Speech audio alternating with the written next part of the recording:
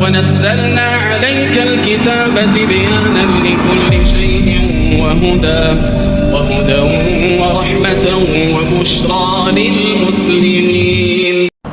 بسم الله الرحمن الرحيم. الحمد لله رب العالمين والصلاة والسلام على سيد الأنبياء والمرسلين محمد النبي الأمي وعلى آله وأصحابه وأتباعه وأزواجه وذرياته وأهل بيته وأهل طاعته أجمعين إلى يوم الدين. أما بعد، أعوذ بالله من الشيطان الرجيم. بسم الله الرحمن الرحيم. وَكَذَلِكَ جَعَلْنَاكُمْ أُمَّةً وَسَطًا لِتَكُونُوا شُهَدَاءَ عَلَى النَّاسِ وَيَكُونَ الرَّسُولُ عَلَيْكُمْ شَهِيدًا وَمَا جَعَلْنَا الْقِبْلَةَ الَّتِي كُنتَ عَلَيْهَا إِلَّا لِنَعْلَمَ مَن يَتَّبِعُ الرَّسُولَ مِمَّن يَنقَلِبُ عَلَى عَقِبَيْهِ وَإِن كَانَتْ لَكَبِيرَةً إِلَّا عَلَى الَّذِينَ هَدَى اللَّهُ وَمَا كَانَ اللَّهُ لِيُضِيعَ إِيمَانَكُمْ إِنَّ اللَّهَ بِالنَّاسِ لَرَءُوفٌ رَحِيمٌ. صدق اللہ العظیم. اور اسی طرح ہم نے تم کو امت وسط بنایا تاکہ تم لوگوں پر گواہ بن جاؤ اور رسول اللہ تم پر گواہ بنے صلی اللہ علیہ وسلم. اور ہم نے قبلہ مقرر نہیں کیا مگر وہ جو جس سمت آپ نماز پڑھتے تھے، صرف اس لیے تاکہ ہم آزمائیں کہ کون رسول اللہ صلی اللہ علیہ وسلم کا اتباع کرتا ہے اور کون اپنے پیروں کے ذریعے سے پلٹ جاتا ہے، الٹے پاؤں پھر جاتا ہے. اور یہ چیز بڑی بھاری ہے مگر ان لوگوں پر نہیں جن کے لیے اللہ تعالیٰ نے راہ دکھلائی ہے. اور اللہ تعالیٰ تمہارے ایمان کو ضائع نہیں کریں گے. بے شک اللہ تعالیٰ لوگوں پر بڑے شفیق اور بڑے مہربان ہیں. آیت کریمہ کا ایک جز گزشتہ کل آپ کے سامنے بیان کیا گیا تھا کہ اللہ تعالیٰ نے اس امت کو بڑا مقام عطا فرمایا. کنتم خیر امت اخرجت للناس تأمرون بالمعروف وتنہون عن المنکر.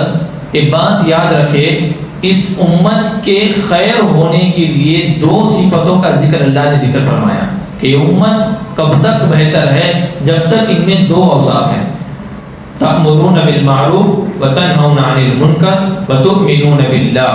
یہ تین چیزیں کہ ایک تو اچھائی کا حکم کرنا، ہر ایک کی جس کے اندر یہ اوصاف ہوں گے وہ خیر امت میں شامل ہے.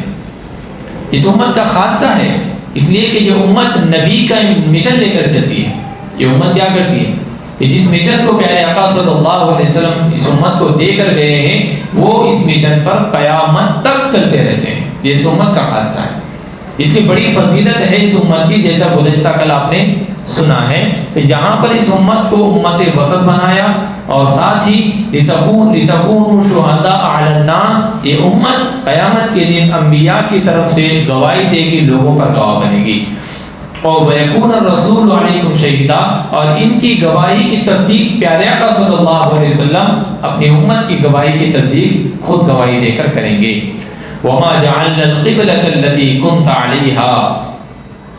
اس آیت کریمہ میں اللہ تعالیٰ فرما رہے ہیں کہ دیکھیے اللہ تبارک و تعالیٰ نے اس امت کو اس دنیا کے اندر جو لوگوں کو اللہ نے بھیجا ہے وہ آزمائش کے لیے بھیجا ہے. کس کے لیے بھیجا ہے؟ ایکم احسن عملا. اللہ تعالیٰ نے اس دنیا کو بنا کر جو انسانوں کو اپنے بندوں کو دنیا میں بھیجا، کس لیے بھیجا؟ ایکم احسن عملا، کہ اللہ تعالیٰ دیکھنا چاہتے ہیں کہ تم میں کون کتنے اچھے اعمال کر کے واپس آتا ہے، کون کتنے اچھے اعمال کر کے واپس آتا ہے. یہ اللہ تبارک و تعالیٰ نے ذکر فرمایا. اب اس دنیا کے اندر اللہ تعالیٰ ہر انسان کو الگ الگ طور پر آزمائش میں ڈالتے ہیں، اور آزمائش کے بارے میں تفسیر ہماری مکمل ہو چکی ہے. آزمائش کی قسمیں، کس طرح سے اللہ تعالیٰ آزماتا ہے، کن کن چیزوں پہ آزماتا ہے.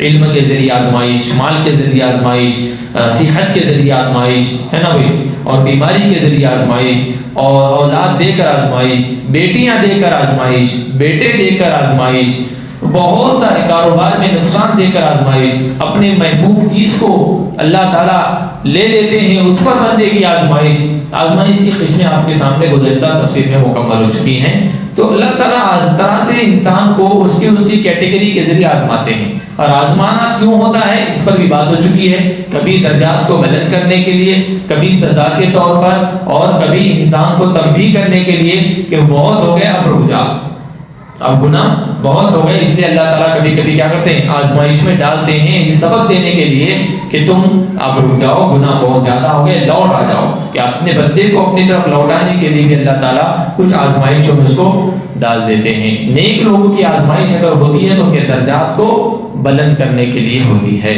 اللہ تعالیٰ فرما رہے ہیں کہ دیکھو یہ جو قبلہ تھا 16-17 مہینے جو اللہ تعالیٰ نے قبلے کو رخ کو بدلنے کے لیے کہا، اور آقا صلی اللہ علیہ وسلم ہجرت کے بعد مدینے کے اندر یہ 16-17 مہینے کعبۃ اللہ کو چھوڑ کر بیت المقدس کی طرف رخ کر کے نماز ادا کر رہے تھے.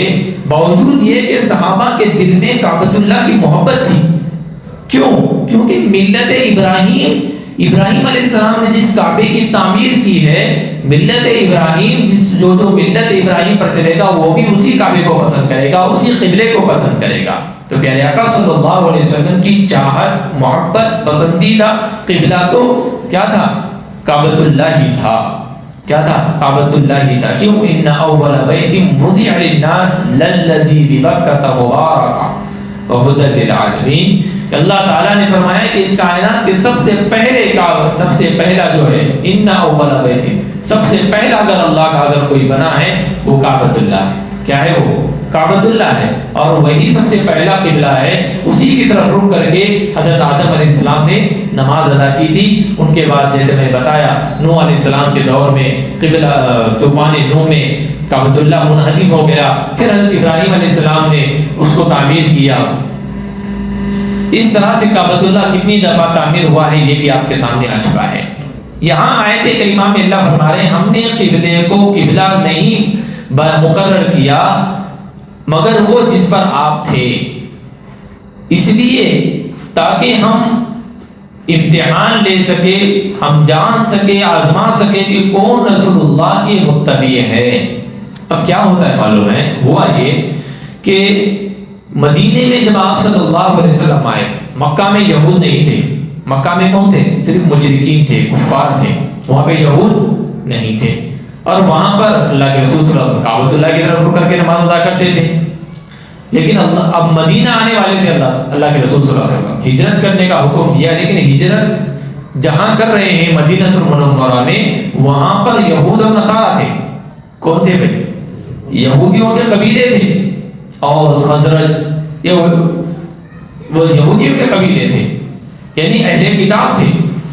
اور یہ لوگ بیت المقدس کی طرف رخ کر کے اپنی عبادتیں کرتے تھے، کیونکہ ان کے نزدیک بیت المقدس بہت زیادہ مقدس تھا. کیونکہ حضرت موسیٰ علیہ السلام ان کی طرف رخ کر کے نماز پڑھتے تھے یا عبادت کرتے تھے. تو یہودیوں کو حکم تھا کہ وہ بیت المقدس کو قبلہ بنائیں. آپ صلی اللہ علیہ وسلم جب مدینہ المنورہ تشریف لائے اور یہودیوں نے دیکھا کہ یہ محمد بن عبداللہ صلی اللہ علیہ وسلم عجیب ہے، یہ ایسا کیسا دین ہے؟ ایک تو ہماری مخالفت کرتے ہیں اور دوسری ہمارے ہی قبیلے کی طرف رخ کر کے نماز ادا کرتے ہیں بیت المقدس کی طرف. سمجھے نہیں سمجھے ان کا سوال؟ یہ محمد بن عبداللہ اور ان کا دین عجیب ہے کہ ایک تو مخالفت کرتے ہیں یہودیوں کی اور دوسری طرف ہمارے ہی قبیلے کی طرف رخ کر کے نماز ادا کرتے ہیں. تو بعض مفسرین نے یہ بھی لکھا ہے کہ محمد صلی اللہ علیہ وسلم اور آپ کے صحابہ یہ 16-17 ماہ جو قبلہ بیت المقدس کی طرف رخ کر کے نماز ادا کر رہے تھے، اس سے یہودیوں کو بڑا سکون مل رہا تھا کہ دیکھا یہ دین ہماری مخالفت کرتے ہیں لیکن ہمارے قبلے کے بغیر ان کا کچھ ہو ہی نہیں سکتا. تو اس لیے اللہ کے رسول صلی اللہ علیہ وسلم دل ہی دل میں چاہتے تھے کہ واپس اپنے اصل قبلے کی طرف، یعنی 16-17 ماہ پہلے کعبۃ اللہ کی طرف رخ کیا تھا تو اصل کعبۃ اللہ کی طرف رخ کر کے نماز ادا کی جائے تاکہ یہودیوں کے طعنے سننے نہ پڑھے، اور اس لیے بھی تاکہ ملت ابراہیمیہ چونکہ کعبۃ اللہ کی طرف رخ کر کے نماز ادا کرتی تھی، اس لیے یہ بھی ملت ابراہیم یعنی امت محمدیہ بھی ملت ابراہیمی کی پیروکار ہے، لہذا آپ صلی اللہ علیہ وسلم کا بحیثیت نبی بھی، اور چونکہ انبیاء آپس میں بھائی ہوتے ہیں، ابراہیم علیہ السلام اور دیگر انبیاء، اور خود آپ صلی اللہ علیہ وسلم کا رجحان، آپ کی چاہت اور آپ کا جو رجحان تھا وہ کعبۃ اللہ ہی کی طرف رخ کر کے نماز ادا کرنے کا تھا۔ اور وہ ایک مرتبہ ہوا ایسا، حضرت جبریل امین سے اللہ کے رسول صلی اللہ علیہ وسلم نے کہا کہ مجھے میری چاہت یہ ہے کہ میں کعبۃ اللہ ہی کی طرف رخ کر کے نماز ادا کروں، آپ ذرا اللہ سے کہیے۔ تو حضرت جبریل نے کہا اے اللہ کے رسول، میرے سے زیادہ آپ کا مقام اللہ تعالیٰ کے پاس معزز ہے، مکرم ہے، آپ ہی کیا کیجئے، اللہ سے فرما دیجئے۔ تو اللہ کے رسول صلی اللہ علیہ وسلم دعا فرمانے لگے، اللہ تعالیٰ سے دعا کرنے لگے کہ اللہ مجھے قبلہ اول یعنی اصل قبلہ جو ہے وہ کعبۃ اللہ ہے، اس کی طرف رخ کرنے کی اجازت دی جائے۔ اس کا بھی تذکرہ آگے آ رہا ہے۔ تو یہودیوں میں یہ سوال، یہ اعتراض جب کیا کہ بھئی تم 16-17 ماہ کعبۃ اللہ کو چھوڑ کر کے ادھر رخ کر کے عبادت کر رہے تھے، اور اچانک تم کیا کر دیے، کعبۃ اللہ کی طرف رخ کر کے نماز پڑھنا شروع کر دیے۔ اس اعتراض کے جواب میں اللہ تبارک و تعالی اس وقت کے جو صحابہ تھے، اس وقت جو ایمان والے تھے، ان کو آزمانے کے لیے اللہ تعالیٰ فرما رہے ہیں کہ ہم نے جو قبلے کو 16-17 مہینے ہم نے جو تبدیل کیا تھا، وہ آزمانے کے لیے کہ اسلام کے متعلق ابھی کتنے لوگ ایسے ہیں جو پختہ ایمان والے ہیں، اور کتنے ہیں جو شکوک و شبہات کے شکار ہیں۔ سمجھے نہیں سمجھے؟ اچانک اگر قبلہ بدل دیا اور تو لوگ بولیں گے جس کا ایمان مضبوط ہے وہ تو نہیں، ہمارے نبی جو کہہ رہے ہیں وہ سچ، ہمارے نبی جدھر رک کر کے نماز ادا کرے وہ حق ہے۔ اور جو کچے ایمان والے تھے وہ لوگ شک کرنے لگیں گے یہودی صحیح کہتے ہیں، اگر ان کا ایمان مضبوط ہوتا نعوذ باللہ تو یہ پہلے سے ہی کعبۃ اللہ کی طرف کرتے، پہلے کعبۃ اللہ کی طرف، پھر بیت المقدس کی طرف، پھر کعبۃ اللہ کی طرف، یہ کھیل نہیں کھیلتے۔ تو اس طرح کے جو یعنی کمزور ایمان والے اور جن کا ایمان مضبوط نہیں ہوا، جو ابھی بھی اسلام کے متعلق شکوک و شبہات کے شکار ہیں، ان کی آزمائش کے لیے آگے آپ کی اتباع کرنے والے کتنے مضبوط ہیں، اس کے آزمائش کے لیے ہم نے 16-17 مہینے قبلے کو چینج کر کے دیکھ لیا۔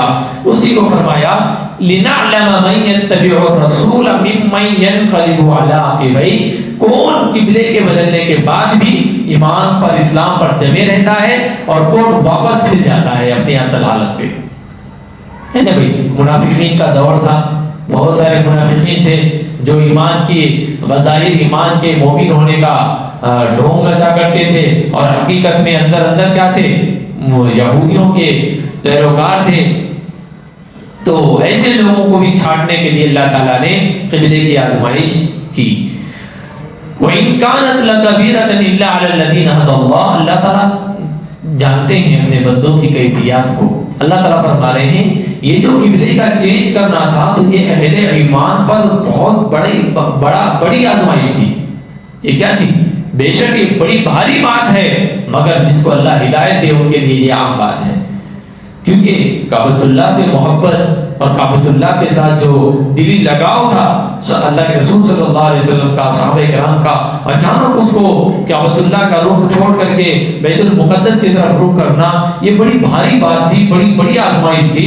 لیکن اللہ تعالیٰ نے جس کو اللہ تعالیٰ اس آزمائش کے اندر کامیاب کرنا چاہتے ہو، پھر ان کے لیے یہ بات کوئی بھاری بات نہیں تھی۔ اس کو فرمایا وَإِن كَانَتْ لَكَبِيرَةً إِلَّا عَلَى الَّذِينَ هَدَى اللَّهُ وَمَا كَانَ اللَّهُ لِيُضِيعَ إِيمَانَكُمْ إِنَّ اللَّهَ بِالنَّاسِ لَرَءُوفٌ رَحِيمٌ۔ کعبۃ اللہ کا جو رخ ہے اس کی تبدیل کرنے کے بعد یہودیوں نے ایک اور اعتراض کیا۔ یہودیوں نے کیا کیا؟ ان کا کام یہ اعتراض کرنے کا۔ آپ نے دیکھا بنی اسرائیل کس طرح سے اعتراض پہ اعتراض، اور یہودی کیسے اعتراض پہ اعتراض ایمان والوں پر کرتے رہتے ہیں۔ ایک اعتراض یہ کیا کہ اب جب تمہارا اصل قبلہ کعبۃ اللہ تھا تو گویا یہ 16-17 مہینے جو تم نے نمازیں پڑھی وہ ضائع ہو گئی، سمجھے نہیں سمجھے؟ اصل قبلہ تو تمہارا کعبۃ اللہ تھا. اب تم 16-17 مہینے جو تم نے عبادتیں کی کعبۃ اللہ بیت المقدس کی طرف، وہ تو تمہارا اصلی قبلہ تھا ہی نہیں. تو تمہاری نمازیں کیا ہوگی؟ سب کی عبادتیں کیا ہوگی؟ ضائع ہو گئی. اور اس حالت میں جو مر چکے ہیں 16-17 مہینے میں، وہ تو کیا کر دیے؟ غلط چیز پہ مر گئے. اعتراض سمجھے نہیں سمجھے ہوئے؟ جب تم کو ادھر ہی جانا تھا تو ادھر گئے، مطلب ادھر جو کچھ کرے وہ سب غلط، کیونکہ تمہارے کہنے کے مطابق اصل قبلہ تو کعبۃ اللہ ہے. تو 16-17 مہینے کی عبادت تمہاری کیا ہو گئی؟ ضائع ہو گئی. اور اس وقت میں جو تمہارے لوگ مر چکے ہیں وہ بھی غلط چیز پر کیا ہو گئے؟ مر گئے. تو وہ جنت میں بھی نہیں جائیں گے. اس طرح کے اعتراضات سے انہوں نے ماحول کو کیا کر دیا؟ کیا کرنا شروع کر دیا؟ خراب کرنا شروع کر دیا. تو کچے ایمان والے تو کیا ہو جائیں گے؟ ينقلب على عقبيه، واپس لوٹ جائیں گے. نہیں نعوذ باللہ یہ غلط ہے، بولے چلو اپنی اپنی جگہ یہودیت کی طرف. سمجھے نہیں سمجھے؟ یہ واپس جائیں گے. اس کو اللہ تعالیٰ نے آزمائش اسی لیے ہوتی ہے. یہ بات یاد رکھو، اللہ تعالیٰ جو آزماتے ہیں نا، یہ بندے کے ایمان کی جو آزمائش ہوتی ہے الگ الگ طریقے سے ہوتی ہے. ایسے وقت میں ایک انسان کا یہ سمجھنا کہ یہ میرے اللہ کی طرف سے امتحان ہے، مجھے پرکھنے کے لیے اللہ تعالیٰ نے یہ حالات لائے ہیں. ایسے وقت میں یہ چیز دماغ میں آنا اور اس کے مطابق صبر کرنا، یہ بڑے دل مردے کی بات ہوتی ہے. ورنہ اچھے اچھوں کے ایمان کے لالے پڑ جاتے ہیں. اچھے اچھوں کے کٹھن حالت ہوتی ہے، مسائل بڑے دقت آمیز آتے ہیں. ایسے مسائل اور ایسے حالات کے اندر اپنے اصل شریعت پر جمے رہنا، سچ کے ساتھ کھڑے رہنا، حق پر کھڑے رہنا، جھوٹ کا ساتھ نہ دینا، اور اپنے اللہ کی اس آزمائش کو سمجھ کر کے اس پر صبر کرنا، یہ بڑی بھاری بات ہوتی ہے. اس کو فرمایا وَإِن كَانَتْ لَكَبِيرَةً إِلَّا عَلَى الَّذِينَ هَدَى اللَّهُ، اللہ ہی جس کے صبر پر اللہ اس کو ہدایت دے گا وہ صبر کرے گا، اور جس کو اللہ ہدایت نہ دے وہ کیا ہو جائے گا؟ گمراہ ہو جائے گا. اب حالات کیسے آتے ہیں؟ ہم خود اپنے روزمرہ کی زندگی میں اگر دیکھیں، عجیب عجیب حالات آتے ہیں. بیٹی کی شادی آ گئی، 1 روپیہ نہیں ہے شادیوں کے، جبکہ بغیر رقم خرچ کیے شادیاں ہو سکتی ہیں. لیکن کیا کریں گے؟ ماحول ایسا ہو گیا، اور لوگوں نے جہاں پر ایک چیز آسان تھی اس کو اپنے ہاتھوں سے مشکل بنا دیا، اپنی سوچ سے مشکل بنا دیا، اپنی حرکتوں سے مشکل بنا دیا. جبکہ شادی تو بڑی آسان شے تھی. اس پر ہم کبھی ڈسکس کریں گے انشاءاللہ. لیکن بات یہاں پر یہ ہے کہ بیٹی کی شادی ہے، پیسے نہیں ہے، صبر کر رہا ہے. اب کب تک؟ حالات ایسے پیچیدہ ہو گئے کہ اب شیطان اپنے داؤ پہ چلنا شروع کر دیتا ہے. جو سود سے رقم دینے والے احباب ہیں، نہ چاہتے ہوئے ان سے ملاقات ہو جاتی ہے. کیا ہوتی ہے؟ اللہ تعالیٰ کی آزمائش بتا رہا ہوں. نہ چاہتے ہوئے ملاقات ہو جاتی ہے. کیا چل رہا ہے عبدالرحیم بھائی؟ کچھ نہیں، ویسے ایسا حالات ہیں. پریشان کیوں ہو رہے؟ فلاں نگت سے لے لو 2 لاکھ روپے. کیا 2% سے لے لو؟ دوسروں سے 5 سے لیتا ہوں. آپ بچی کی شادی ہے، کیوں پریشان ہو رہی؟ تم ادھر کے کو پریشان ہوتے، دیتا ہوں میں لے کر کے، یا میں خود دے دیتا ہوں. اس طرح سے وہ کیا کرتا ہے؟ اللہ تعالیٰ اس کے دماغ سے اس کا امتحان لینے لگتے ہیں کہ اب یہ کتنا اپنے آپ کو حلال روزی کے اوپر رکھتا ہے. آزمائش سے شروع ہے. بیماری آ رہی ہے، ٹھیک ہے بھائی، بیماری کے اندر اللہ آزماتا ہے. تو کٹھن آزمائشیں آتی ہیں، حالات ایسے آتے ہیں کہ آدمی کے لیے کوئی بظاہر رستہ نظر نہیں آتا. کہ نظر آتے بھی ہیں تو حرام کے راستے نظر آتے ہیں، غلط راستے نظر آتے ہیں، جھوٹ کے راستے، دھوکہ دہی کے راستے نظر آتے ہیں. سمجھ میں نہیں آئے؟ ایسے راستے نظر آتے ہیں، حق کا کوئی راستہ نظر نہیں آتا. تو یہ آزمائش ہوتی ہے اللہ کی طرف سے. صبر کرنے والوں کے لیے اللہ کے پاس بڑا اجر ہے. اور یاد رکھے، جو آدمی ان آزمائشوں میں صبر کرتا رہتا ہے وہ اپنے آپ کو کبھی اکیلا نہ سمجھے. ان اللہ مع الصابرین، اللہ تعالیٰ فرما رہے ہیں کہ حالات پر آزمائشوں کا صبر کرنے والوں کے ساتھ میں خود ہوتا ہوں. وہ اکیلا نہیں ہوتا ہے، اللہ اس کے ساتھ ہوتا ہے. تو یہ آزمائشیں، یہ حالتیں ہوتی ہیں. اب ظاہر سی بات ہے اللہ تبارک و تعالیٰ نے یہ جو قبلے کی سمت تبدیل کی، یہ آزمائش کے لیے تھی، یہ پرکھنے کے لیے کہ کون نبی کا صحیح متبع ہے، کون نبی کی سنتوں پر 100% اتباع کرنے والا ہے، کون نبی سے سچی محبت کرنے والا ہے نا بھائی. ایسا نہیں ہے کہ صرف میلاد کے وقت ہی جھنڈے لگائے تو نبی کی محبت ظاہر ہوتی ہے نا. بھائی ایسا ہے کیا؟ ڈی جے لگا کے ناچنا میلاد کے اوپر، کیک کاٹنا نبی کے نام پر، اس سے کرے تو نبی خوش ہو گئے، ایسا کچھ ہے؟ ارے تو ایسا ہے ہی نہیں نا. تم بڑی بڑی ریالیاں نکالو، بڑے بڑے جھنڈے لگا کر کے سال میں ایک مرتبہ یا نبی یا نبی یا رسول اللہ کہنے سے کوئی محبت ہوگی. باقی کے 11 مہینے اور 28 دن کہاں رہتے آپ؟ اس وقت نبی کی محبت یاد نہیں آتی.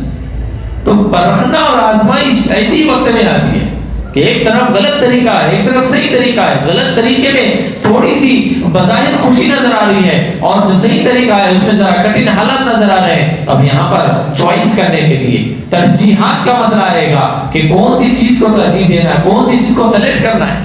ترجیحات غلط بات ہوگی، کون سی چیز کو سلیکٹ کرنا ہے دونوں میں سے. تو نبی کی محبت یا اہل بیت کی محبت صرف جھنڈے پھڑکانے سے یا میلاد منانے سے یا صرف ڈی جے لگانے سے یہ چیز سے ظاہر نہیں ہوتی. نبی کی مشن کو جو لے کر چل رہا ہے اور نبی کی 100% سنتوں پر جو اپنی زندگی کو چلا رہا ہے، اس کے عمل سے پتا چلتا ہے کہ وہ نبی سے کتنی محبت کرتا ہے. کیونکہ آدمی ایک کپڑا بھی خریدتا ہے تو اپنی پسند کا خریدتا ہے، خریدتا ہے نہیں خریدتا. ارے کٹنگ کرنے جاتے ہیں تو کیسی کٹنگ کرو، تو ہاں کیسی کرنا انہیں پہلے پوچھتا ہے، ایسی کرو. کوئی بھی آدمی سمجھتا ہے کہ ان کو جو پسند ہے وہی لیں گے. چپل کی دکان میں گئے تو ڈائریکٹ انہیں نکال کے تمہارے پیر میں چپل نہیں پہناتا، کیسی چپل دینا ہے آپ کو ذرا بتائیے بولتا ہے. آپ کوئی بھی چیز خریدنے جاؤ، ترکاری کے گاڑی پہ 5 سبزیاں ہوتی ہیں، وہ ڈائریکٹ 5 کے 5 اٹھا کے نہیں دیتا ہے، کیا دیوں آپ کو بولتا ہے.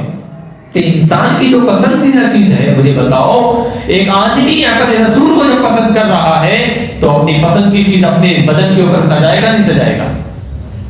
میرے نبی کا چہرے پہ داڑھی تھی تو بتاؤ نبی کا عاشق چہرے پہ داڑھی رکھے گا نہیں رکھے گا؟ رکھے گا. میرے نبی ایسے تھے، میرے نبی کی یہ سنتیں ہیں تو سنتوں کو پسند کرے گا نہیں کرے گا؟ ایک عام عاشق اپنے معشوقہ کے ہر چیز کو پسند کرنے لگتا ہے. دنیا بھی عاشق، عشق مجازی کے اندر مبتلا شخص اپنے معشوقہ کی ہر چیز کو پسند کرتا ہے، رات دن اس کے تذکرے کرنے لگتا ہے. تو نبی سے محبت کرنے والا تو ہر وقت نبی کے تذکرے کرے گا نہیں کرے گا؟ تو اصل محبت تو ہر وقت سمجھ میں آتی ہے، صرف سال میں ایک مرتبہ 12 ربیع الاول کو سمجھ میں نہیں آتی. تو نبی کی اتباع یہ اللہ تعالیٰ آزمائش سے پتہ چلتا ہے کہ کون نبی کا صحیح متبع ہے. اور ایک ایمان والا اور سچا امتی اپنے عمل سے بتاتا ہے کہ میں نبی کا کتنا سچا متبع ہوں. اور وہ ہر وقت اتباع کرنے والا ہوتا ہے، وہ سال میں ایک دن اتباع کرنے والا نہیں ہوتا ہے، وہ سال کے 12 مہینے اتباع کرنے والا ہوتا ہے، راتوں میں اتباع کرنے والا ہوتا ہے، دن میں اتباع کرنے والا ہوتا ہے، اپنی پرسنل لائف میں اتباع کرنے والا ہوتا ہے. خلوت اور جلوت ہر وقت وہ نبی کا کیا ہوتا ہے؟ عاشق ہوتا ہے، متبع ہوتا ہے. اور وہ جہاں پر نبی کی جو اوصاف ہیں ان کو پسند کرتا ہے، وہیں پر اگر کہیں پر نبی کی سنت کے خلاف ہوتا ہے تو وہاں پر اس کو صبر نہیں ہوتا، وہ فوراً ٹوکنا شروع کرتا ہے کہ یہ تو سنت کے خلاف ہے. کرتے نہیں کرتے. تو یہ من یتبع الرسول ممن ینقلب علی عقبیہ، تو جب سلیکٹ کرنے کا موقع آتا ہے نا، وہاں پہ پتا چلتا ہے کہ کس کو صحیح معنی میں نبی سے محبت ہے اور کس کو محبت نہیں ہے. جب حالات آتے ہیں بھئی اب جانا ہے، دکان میں گئے کٹین کے، اب بیٹھے ہیں کٹین والے کے پاس، اب وہ کیا کر رہا ہے معلوم ہے؟ وسترا لے رہا ہے. صاحب داڑھی کرنے کا کیا؟ اب یہاں پتا چلے گا نبی سے کتنی محبت کرتا ہے. ہاں یہ پوری نعوذ باللہ کٹ کر دو بولا تو ختم، پوری محبت پانی میں. کئی کا نبی کا عاشق اپنے ہی ہاتھوں سے اپنے ہی نبی کا کیا ہے؟ سنتوں کا جنازہ نکلے گا. شادیوں کی بات آئے کہ نبی کی سنت کے مطابق شادی کر، نہیں اور یہ کرو وہ کرو، یہ خواہش وہ خواہش، ساری خواہش ہے. نبی کی خواہش پیچھے اور ہماری خواہش آگے، نبی کی سنت پیچھے، ہماری خواہش طریقے ہمارے آگے، نبی کی باتیں پیچھے. گھر والی بول رہی، بھان بول رہی، رشتے دار بول رہے، بابا بول رہے، ایسا بول رہے، انہوں بول رہے. نبی کیا بول رہے وہ نہیں دکھ رہا، نبی کیا بولتے وہ نظر نہیں آتا. یہاں پر سلیکشن ہے، یہاں پتہ چلے گا کہ کون کتنا نبی کا عاشق ہے اور کون کتنا اتباع سنت کرتا ہے. نبی کا سنت پر، نبی کی سنتوں پر کون عمل کرتا ہے. یہ ہر ایک کے ساتھ وقت آنے والا ہے، مجھ پر بھی آئیں گے، ایسے وقت آئیں گے، ایسے حالات آئیں گے، ایسے لوگ آئیں گے جو سنت کے خلاف کرنے کے لیے کہیں گے، ایسا ماحول کریٹ کیا جائے گا جہاں پر آپ سنت کے خلاف بھی کر سکتے ہیں۔ مثال کے طور پر بعض دفعہ کھانے کے لیے کہیں جاتے ہیں تو بڑی بھیڑ ہوتی ہے، کیا ہوتی ہے بھائی؟ بڑی بھیڑ ہوتی ہے، اگر ہاتھ دھونے کے لیے جائیں گے تو جگہ نہیں ملے گی، ہے نا بھائی؟ اور اگر ہاتھ دھونے نہیں جائیں گے تو بغیر ہاتھ دھوئے کے کھانا کھائیں گے جو سنت کے خلاف ہے۔ یہاں پر سلیکٹ کرنا پڑے گا، آپ کو صبر کرنا پڑے گا، یا آپ کو پہلے ہی ہاتھ دھو کر آنا پڑے گا، سمجھے نہیں سمجھے بھائی؟ کئی چیزیں ایسی ہیں کہ ہم باریک باریک چیزیں ہمارے سامنے آئیں گے اور وہاں پر سنت کے خلاف والا بھی پہلو ہوگا اور سنت کی اتباع کرنے والا بھی پہلو ہوگا، اس میں سے آپ کون سی چیز کو سلیکٹ کرتے ہیں اس پر یہ منحصر ہوگا کہ آپ کس چیز کے پسندیدہ ہیں اور کس چیز کو آپ پسند کرتے ہیں، سمجھے نہیں سمجھے؟ ممن یتبع الرسول ممن ینقلب علی عقبیہ، الٹے پیر واپس چلے جانا، ینقلب علی عقبیہ، ایڑیوں کے بل واپس لوٹنا، پلٹ جانا، اپنے ایڑیوں کو پلٹا دینا، ادھر جا رہے تھے تو کیا کر دیے؟ ینقلب، بدل جانا، فوراً ادھر پلٹ دیے، سمجھے نہیں سمجھے؟ یہ چیز ہو گئی۔ وَإِن كَانَتْ لَكَبِيرَةً إِلَّا عَلَى الَّذِينَ هَدَى اللَّهُ، اللہ تعالیٰ اسی جہت سے 16-17 ماہ کے قبلے کے رخ سے اللہ تعالیٰ آزما رہے تھے، کیا کر رہے تھے؟ اللہ تعالیٰ آزما رہے تھے کہ کون اس قبلے کی سمت کو بدلنے پر رسول اللہ کا ساتھ دے گا اور کون اپنے پیروں کو پلٹ کر کے واپس لوٹ جائے گا۔ اس لیے فرمایا لِنَعْلَمْ أَيْ لِنَمْتَحِنَ، یعنی اللہ تعالیٰ امتحان لے رہے تھے، آزما رہے تھے۔ وَمَا كَانَ اللَّهُ لِيُضِيعَ إِيمَانَكُمْ، اللہ تعالیٰ نے اس آیت سے ان یہودیوں کے اعتراض کا جواب دیا کہ یہ جو قبلے کی سمت ہے یہ مقصود نہیں ہے، مقصود اللہ کی اطاعت ہے۔ بھائی کیا ہے مقصود؟ کیا ہے؟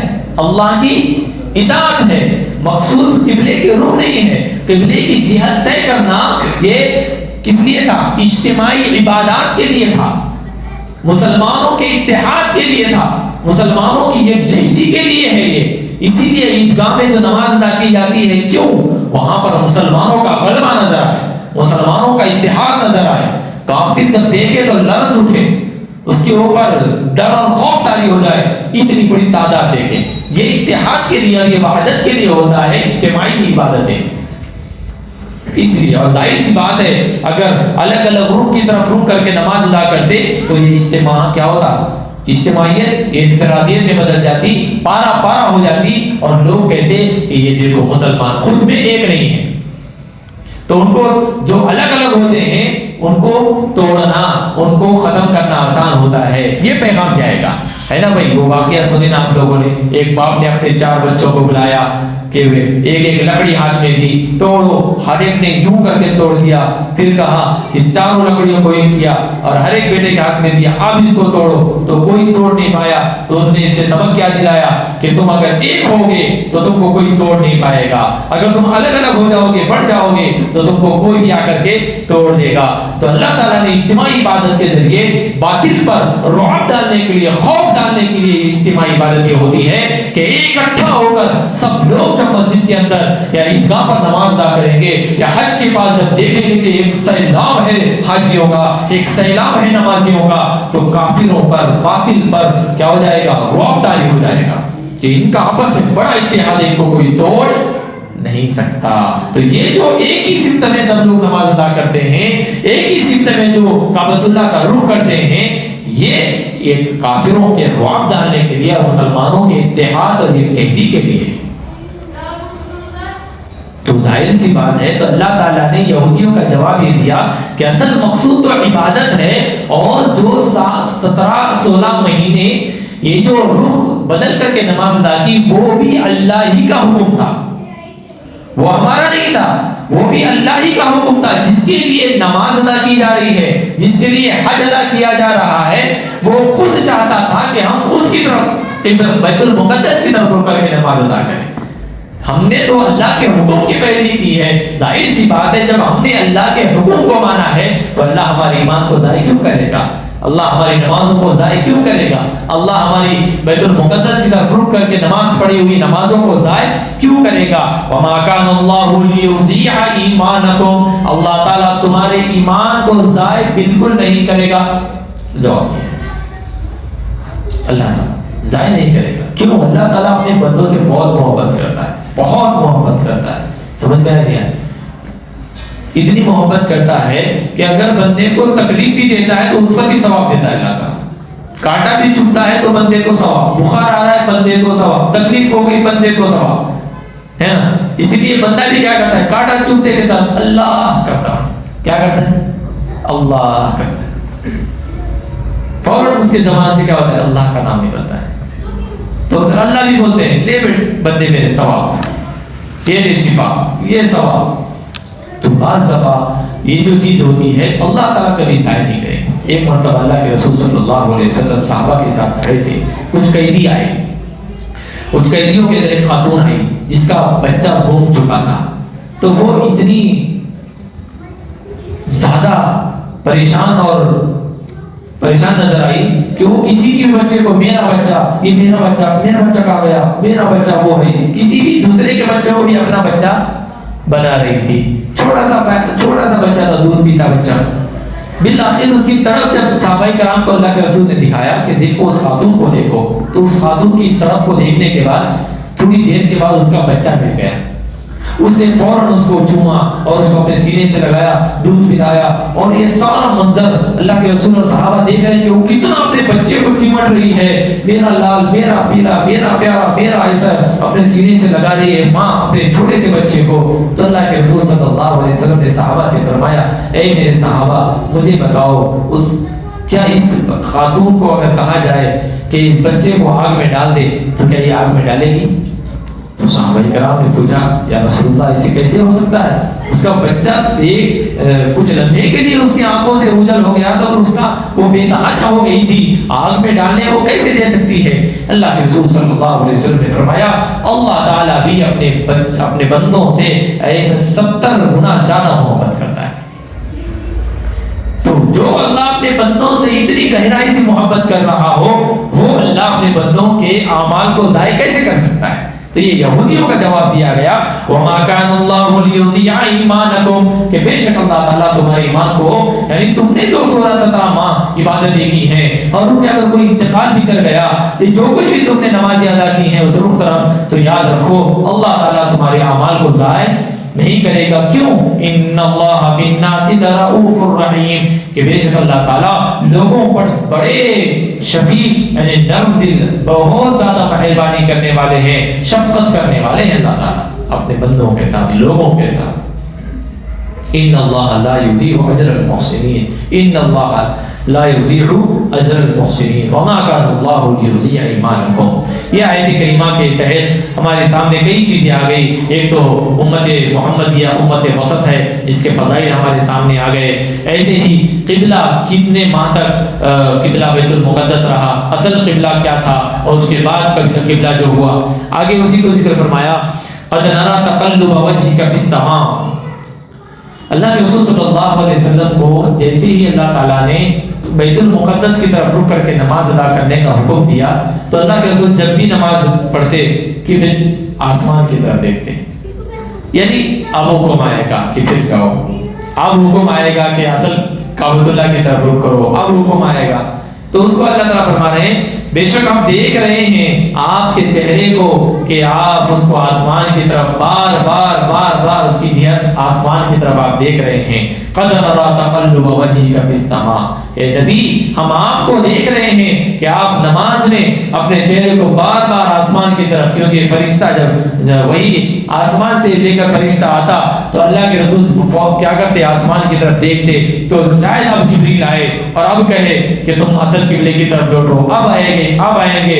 اس لیے یہ جو منظر تھا یہ کیا ہوتا ہے، اشتیاق کے لیے ہوتا ہے۔ کیا ہوتا ہے؟ اپنی پسندیدہ چیز کو حاصل کرنے کے لیے ہوتا ہے نہیں ہوتا ہے۔ فَلَنُوَلِّيَنَّكَ قِبْلَةً تَرْضَاهَا، اللہ تعالیٰ نے اللہ کے رسول صلی اللہ علیہ وسلم کو اطمینان دلایا کہ ہم ضرور آپ کو پھیر دیں گے اس قبلے کی طرف جس کو آپ پسند کر رہے ہیں۔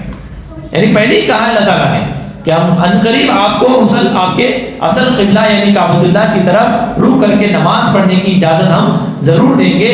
آپ ترضاہا کیونکہ آپ اس کو پسند کرتے ہیں تو آپ کی پسندیدہ قبلے کی طرف ہم کہہ دیں گے. فولی اب ہوا کیا؟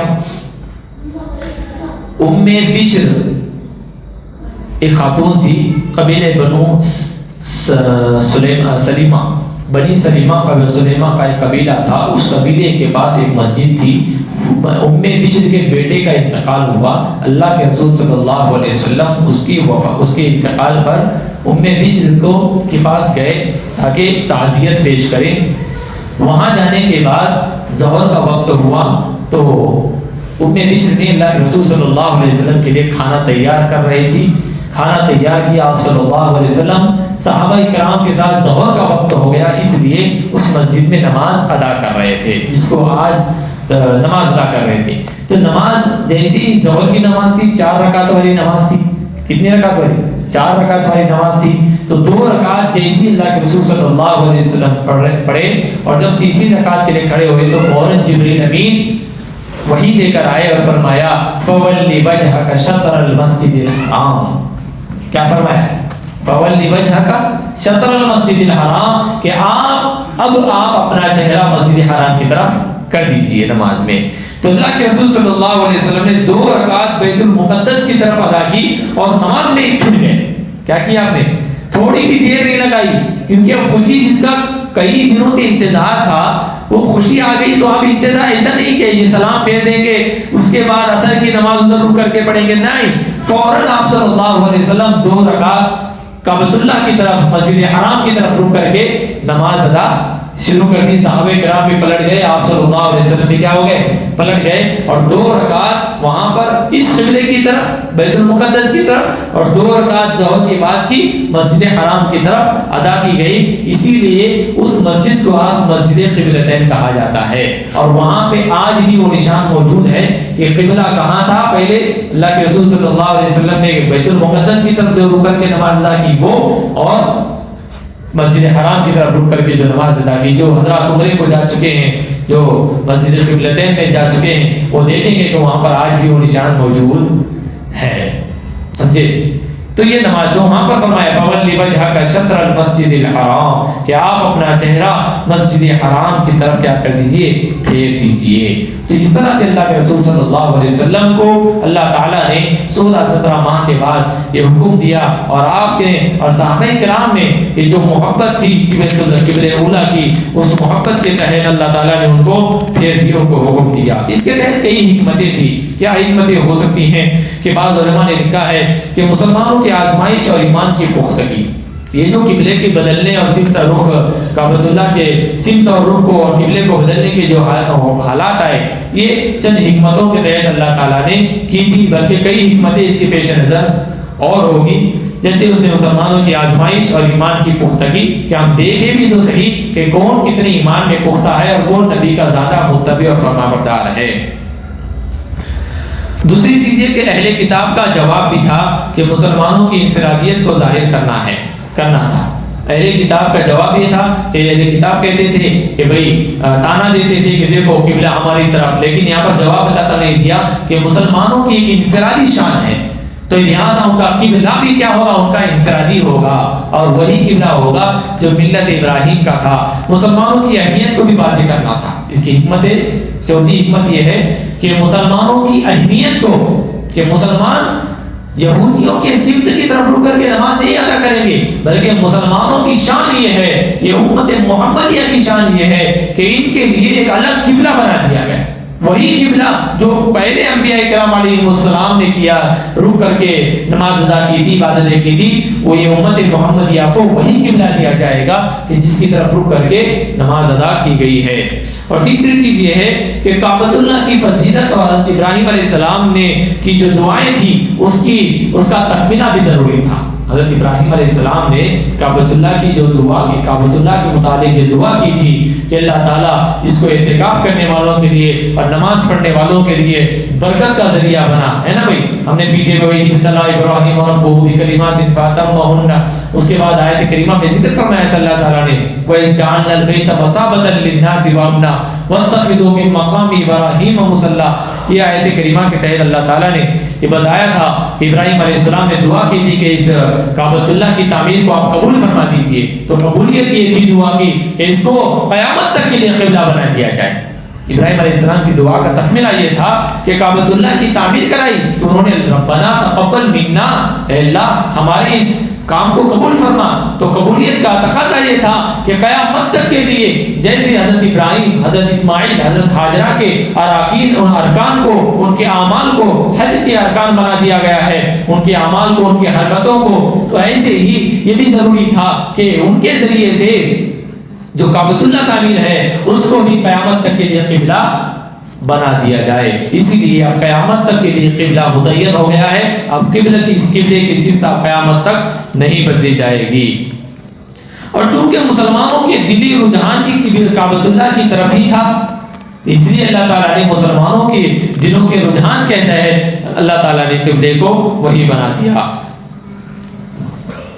اور تیسری چیز یہ تھی، ایک آخری چیز، کہ مسلمانوں کی جو آج یکجہتی نظر آ رہی ہے کہ ہر رنگ و نسل کا، ہر خاندان اور ہر قوم کا جہاں بھی نماز ادا کرے گا وہ قبلے کی طرف رک کر کے نماز ادا کرے گا. وہ دوسرے دھرم کی طرح اور کفار و مشرکین کی طرح کسی کے سامنے سجدہ نہیں کرے گا، کدھر بھی رک کر کے سجدہ نہیں کرے گا.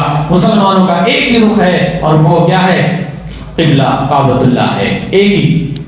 اس کو ذکر فرمایا فَوَلِّ وَجْهَكَ شَطْرَ الْمَسْجِدِ الْحَرَامِ فَلَنُوَلِّيَنَّكَ قِبْلَةً تَرْضَاهَا قَدْ نَرَىٰ تَقَلُّبَ وَجْهِكَ فِي السَّمَاءِ. ان آیت کریمہ سے یہ ساری چیزیں ہمارے سامنے آ گئی ہیں. انشاءاللہ آگے بھی قبلے کے تعلق سے کچھ اور باتیں ہیں انشاءاللہ آپ کے سامنے ذکر کیا جائے گا کہ ہم جو رک کر کے نماز ادا کر رہے ہیں یہ تو برابر کا قبلہ اسی طرف ہے. اگر ہمارے سمت میں قبلہ ہے تو پھر ہمارے کتنے دور تک کے سمت میں قبلہ نہیں ہے. یہ ساری چیزیں بھی ہوتی ہیں. جبکہ اللہ تعالیٰ نے پورے زمین کو کیا ہے؟ سجدہ گاہ بنایا ہے. تو قبلہ تو ہر جگہ ہونا چاہیے. تو کیا کعبۃ اللہ کی طرف ہی ہم رک کر کے نماز ادا کر رہے ہیں؟ اگر صرف کعبۃ اللہ کی طرف رک کر کے نماز ادا کریں گے تو کئی جگہ ایسی خالی چھوٹے گی جس کی طرف کعبۃ اللہ کا رخ نہیں ہوگا. یہ سارے سوالوں کے جوابات انشاءاللہ کل آپ کے سامنے بیان کیے جائیں گے. اللہ تعالیٰ کی سنی باتوں پر عمل کی توفیق عطا فرمائے. بسم اللہ الرحمن الرحیم. اللهم صل علی محمد وعلی آل محمد كما صليت على إبراهيم وعلى آل إبراهيم إنك حميد مجيد. ربنا ظلمنا أنفسنا وإن لم تغفر لنا وترحمنا لنكونن من الخاسرين. اللهم إنك عفو كريم تحب العفو فاعف عنا يا كريم. اللهم اشف مرضانا ومرضى المسلمين. اللهم ارحم موتانا وموتى المسلمين. وصلى الله تعالى على خير خلقه محمد وعلى آله وأصحابه أجمعين. آمين برحمتك يا أرحم الراحمين.